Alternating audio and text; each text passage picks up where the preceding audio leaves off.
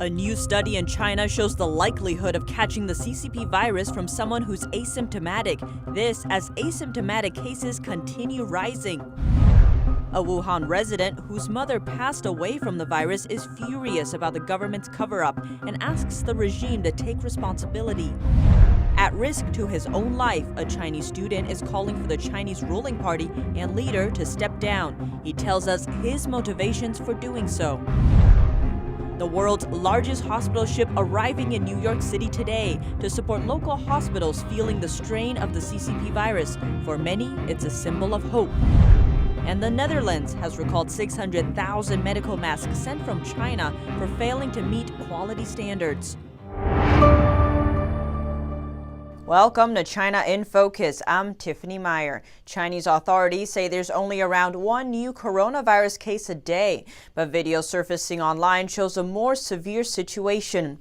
A March 29th video shows police arriving at the railway station at Tianmen City in Hubei province for a suspected severe case. An ambulance and medical personnel then arrive. 请大家注意安全，不要扎堆啊，尽量到屋里不要出门啊，这几天。 The person filming says the police just arrived at the railway station. There's a patient in critical condition. Please be careful and don't stay together. Try to stay indoors and don't come out. A video from the same day shows a person suddenly collapsing in Dalian City. Passers-by were too scared to go near. Even cars didn't stop. They went around him instead. Some netizens commented, keeping cases at zero is a political goal. Who would be brave enough to report new cases? The netizen added, passerbys aren't afraid of getting infected. They are afraid of having to self-isolate for 14 days at their own expense. Asymptomatic cases seem to be growing in China. In recent days, China reported 3 cases in 3 provinces. Even though the figures are false, all of the cases are reportedly from asymptomatic patients.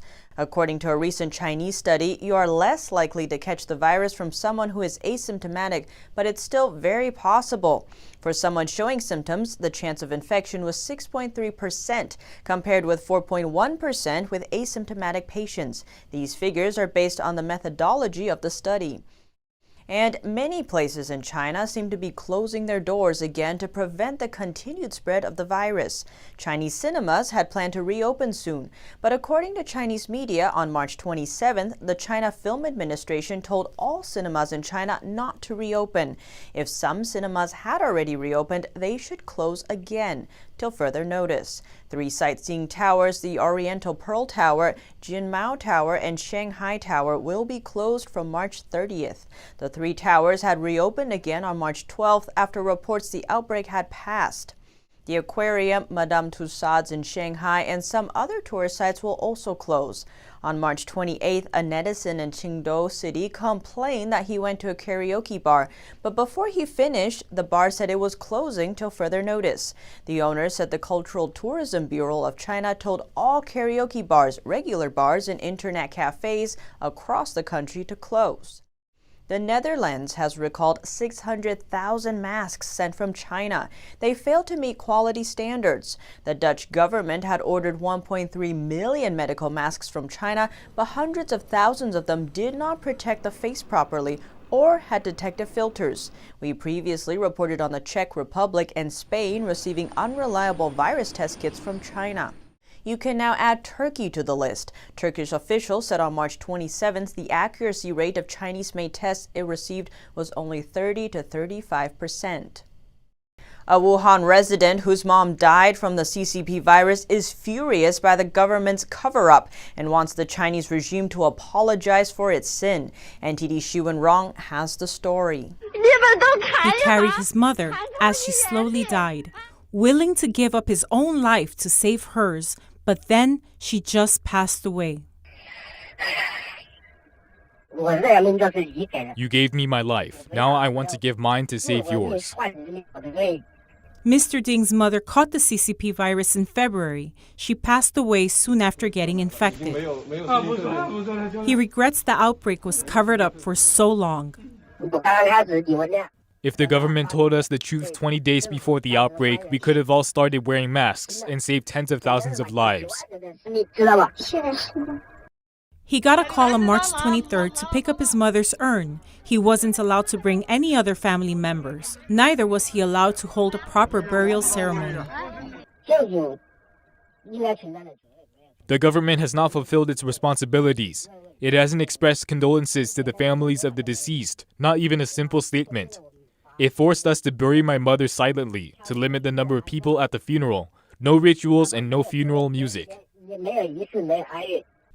Many families have died during the outbreak. He says being at the hospital is hell on earth. Deaths is right there. Everyone is numb. They even forget to cry. Too much death. Too much. Our rights have been violated. We are victims. This is a massacre. The murderer is still at large. How can I accept that? He says the Chinese regime should be held accountable. Videos have been circulating online. Families lining up outside funeral homes to collect the ashes of loved ones. Seeing these videos upsets Mr. Ding even more. So many people have lost loved ones for no reason. The government hasn't apologized, and the government hasn't accepted any responsibility. There is no sympathy. He added that the lies can only be covered with more lies, and this can't hold for long. Mr. Ding says that the death toll is certainly more than 10 times the official figure. He hopes the dead will see justice. Risking arrest, a young Chinese student is calling for the Chinese Communist Party to step down. He told us what gives him the courage. NTD's Juliet Song has the story. Risking his own life, a Chinese student is taking to Twitter to speak out against the ruling party and its leader using his real name.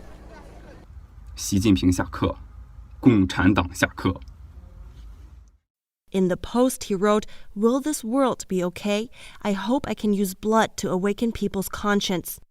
In an online interview, Zhang told us why he wants to speak out. He said, "The new virus epidemic was a trigger for me. It compelled me to demand that the party step down.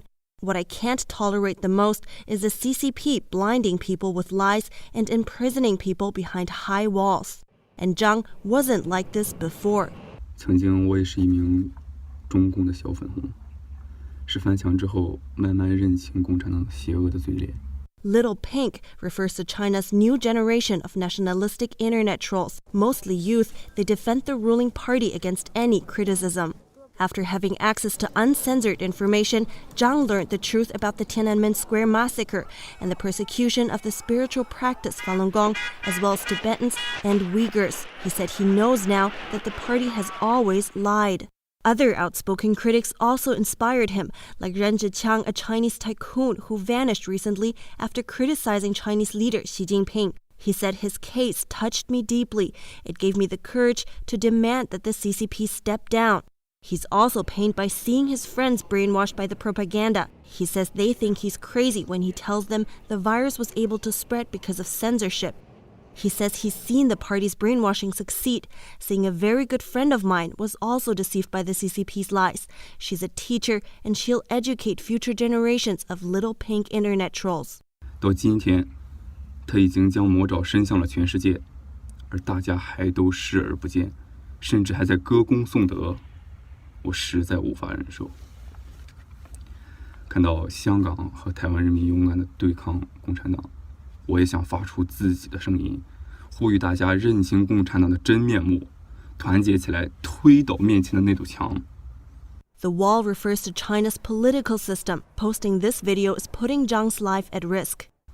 或许我不能亲眼看到共产党灭亡的那天了，也不知道这个视频能不能被大家看到。总之，这个世界我来过。 Several days ago, Zhang's WeChat account was permanently terminated after he posted on his WeChat account, "Xi Jinping stepped down, Chinese Communist Party stepped down." This morning, he posted on Twitter saying he had been summoned by police and detained for 5 days because of his WeChat post. His most recent Twitter post is the video asking the CCP to step down. Li Xinan and Juliet Song, NTD News, New York.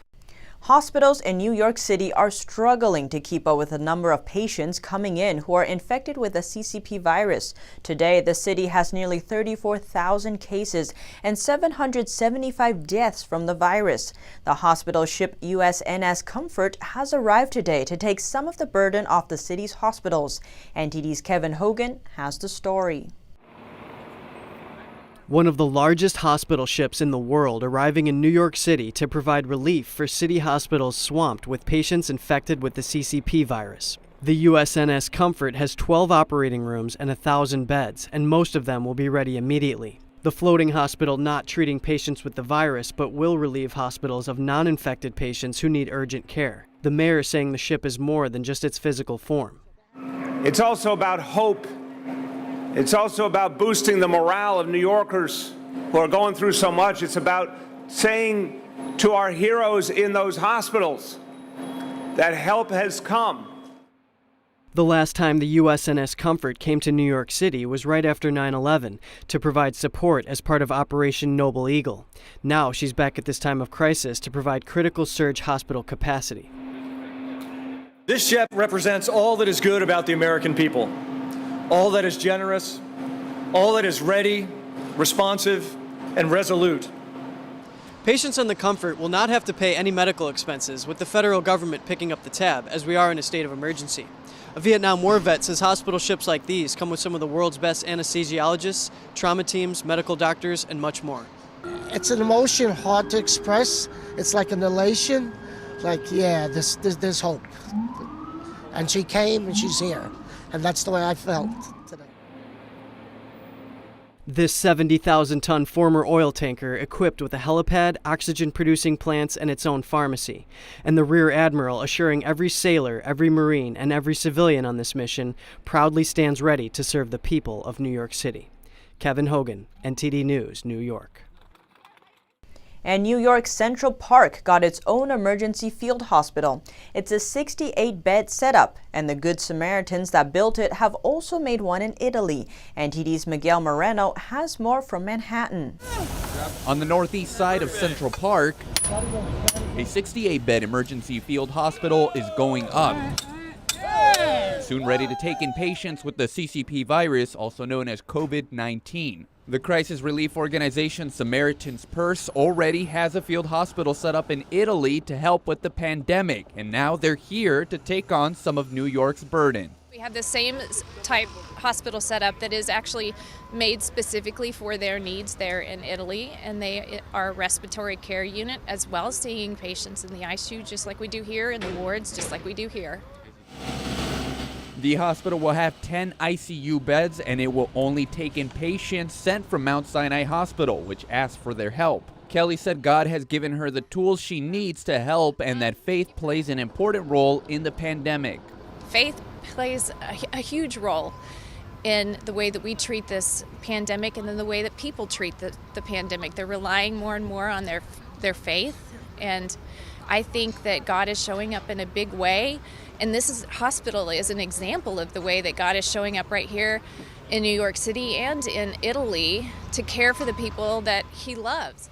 Governor Cuomo asked hospitals last week to increase their bed capacity by 50%, and other areas are also looking to expand their bed capacities to the outdoors. What does that burden do? It takes it out of the hospital and puts them into different field tents.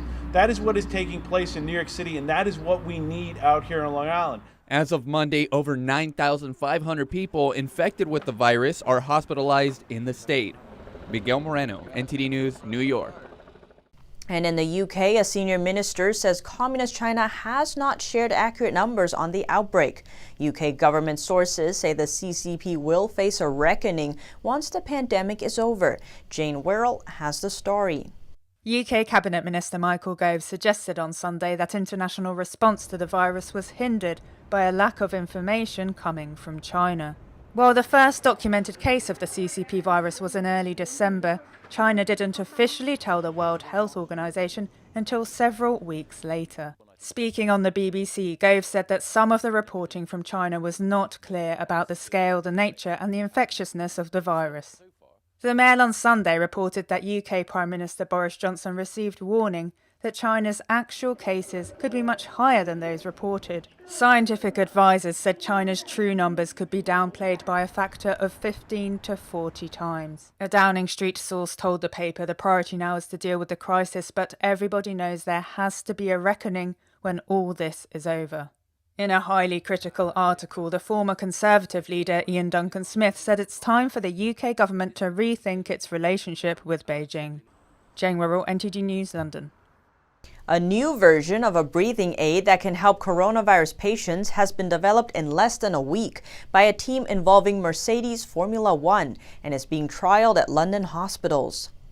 At University College London Hospital, the CPAP, or Continuous Positive Airway Pressure device, is being tested. The UK is facing a shortage of ventilators, which are used for patients who can't breathe on their own. Healthcare workers are looking for new ways to get around the shortage. If we can have a bridge, a halfway house, where you need more than an oxygen mask, but less than an invasive ventilator, then hopefully many patients can be prevented from needing to go on to a ventilator.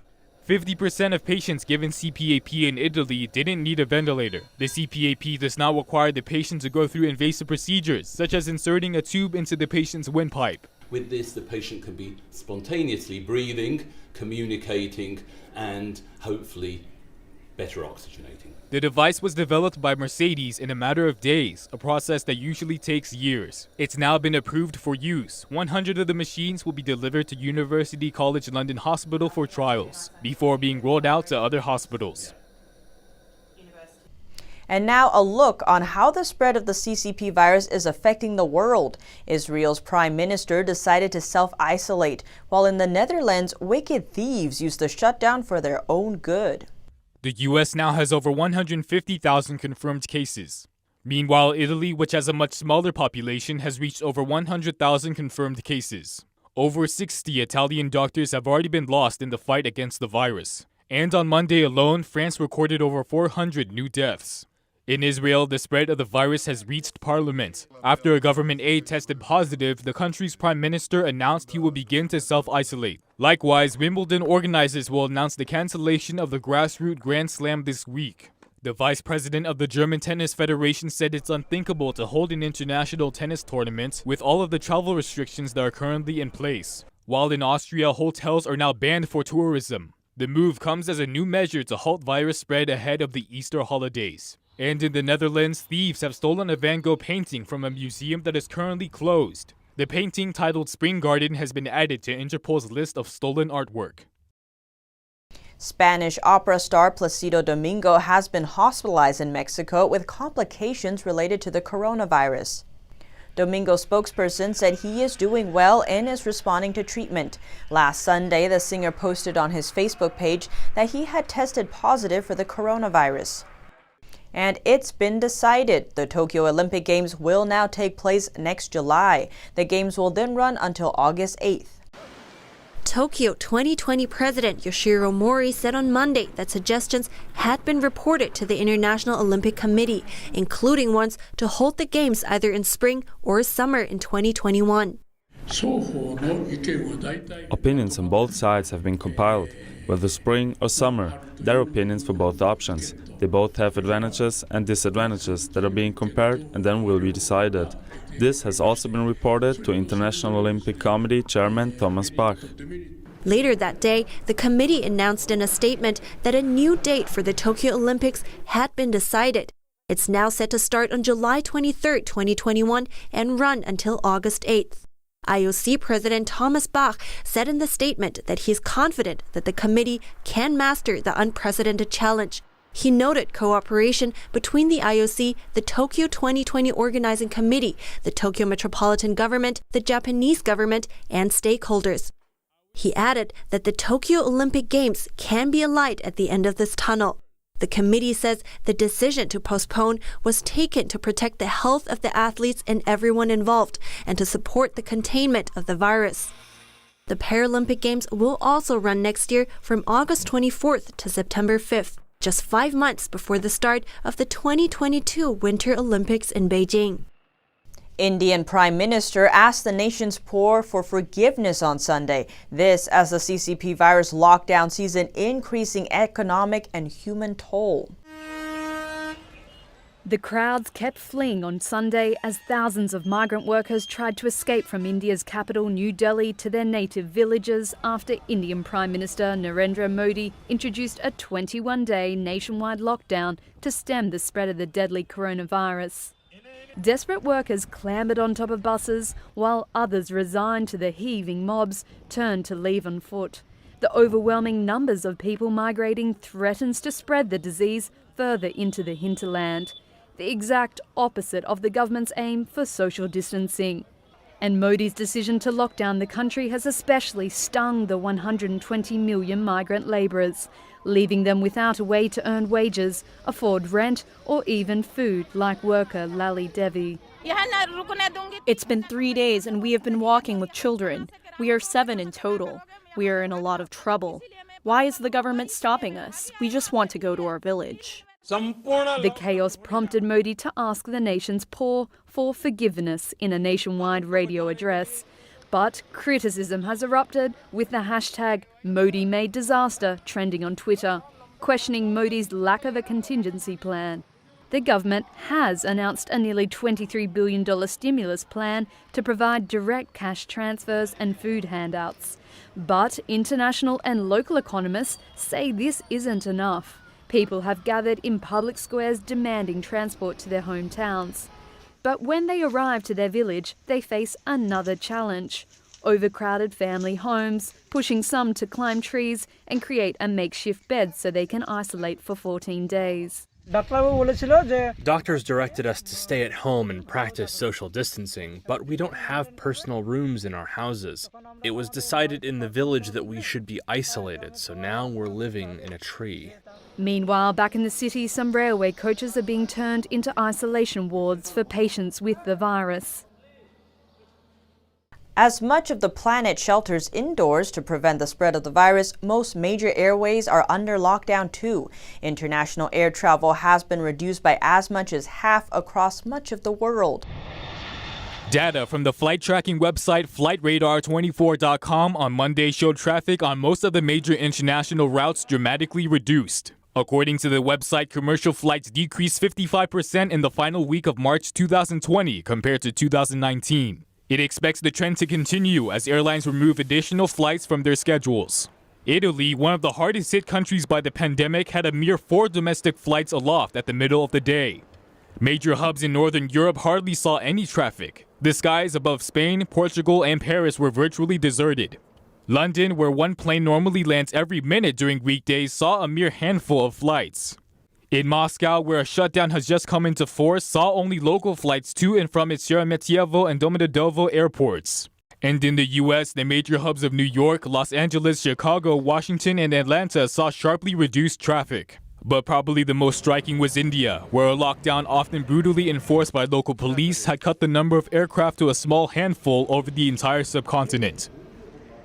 As millions of Americans shelter inside their homes, many workers deemed essential continue to work around the clock. They're delivering food, packages, stocking grocery shelves, and operating public transit. As millions stay home, millions are out risking exposure to the virus on the front lines. Yes, delivering. I'm a New Yorker. I typically don't get scared of anything. But you know what? It's essential that I'm out here. They're not doctors and nurses, but they are taking care of Americans. Be safe, okay? From Tony Mazzella, a UPS driver, to grocers, to food delivery personnel. Package right down here. Thanks. That's yours? All deemed critical industries, working around the clock in the face of a pandemic. I deliver medicine regularly. We deliver packages to the hospital regularly. I just feel, for lack of a better word, privileged that we're still able to work and do our job. UPS has nearly 500,000 employees on the job around the world. Here are some still working in Bergamo, the epicenter of the coronavirus in Italy, singing in solidarity.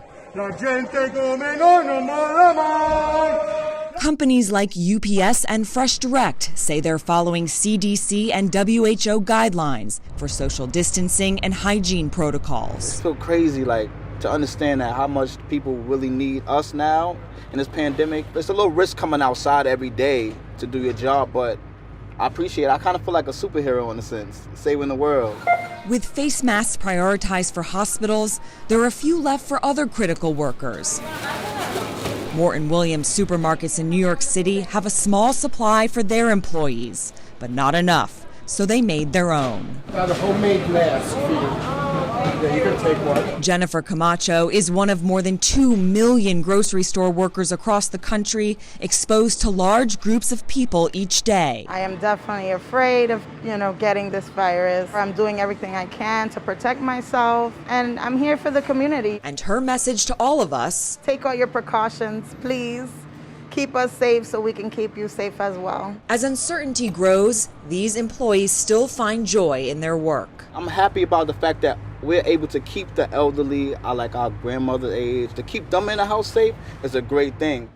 In Fairfield County, South Carolina, 50% of students don't have access to the internet at home, according to District Superintendent J.R. Green. That's why they were quick to take the state up on an offer to provide Wi-Fi capable school buses for their students.